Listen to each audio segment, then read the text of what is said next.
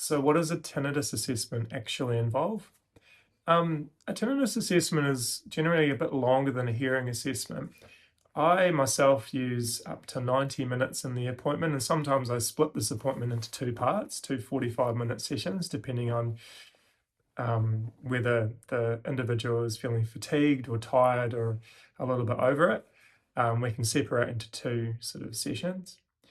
Where I usually start is really listening to the individual, and I give them all the opportunity they need to describe the tinnitus in depth, how it sounds, how loud it is, how it makes them feel, um, and we kind of figure out what the impact is.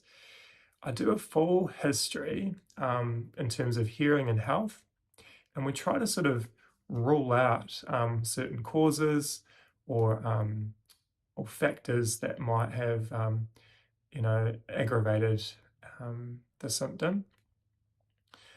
After we've done the history, I will do a little survey. It's called the Tinnitus Functional Index, and that will generate a score, and we can kind of measure how you perceive the tinnitus to be and how much impact it's actually having on you. And we can measure it, and we use this as a basis to then look for improvement. After that, I'll do a full hearing assessment. So we test, we check your ears, sorry, and then we do an assessment of your middle ear system, which is your eardrum, middle ear bones, and we can test the middle ear pressure as well. I do a test of your ability to hear different tones across the frequency range, from low bassy tones to high-pitched squeaky tones. And then we do a test of your speech discrimination as well, playing words at a high level and then lowering it until you start to have trouble. Understanding your hearing well is really important, because hearing and tinnitus are quite closely linked, almost always. After that, I do a specific test to measure the frequency, the pitch, the loudness of the tinnitus, as well as presenting noise to each ear to measure how loud a noise has to be to mix in with the tinnitus. And that gives us an idea of what we can do after the appointment.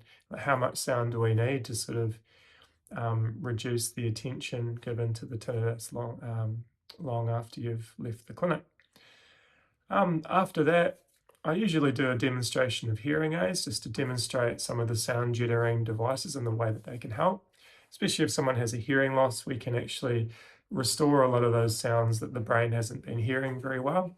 And then that's therapeutic in itself, because once the brain's attention is caught up with some other more interesting sound, like, the sound of a beeping microwave or jingling keys, or the sound of speech or the sound of birdsong, then that doesn't have to focus on the internal noise that it's creating.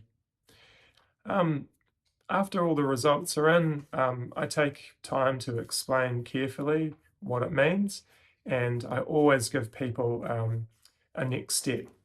So usually it means that you follow my advice. You either go and see your GP, you might need to see a specialist, you might need to see a physio or an osteopath, you might need to see a dentist, you could see a massage therapist, or you could follow some other advice that I might have for you. It might be that we have a hearing aid fitting set up, but whatever it is, it ends with a report. You leave feeling fully informed, and when people understand what tinnitus is and what tinnitus isn't, then they generally feel better on exit.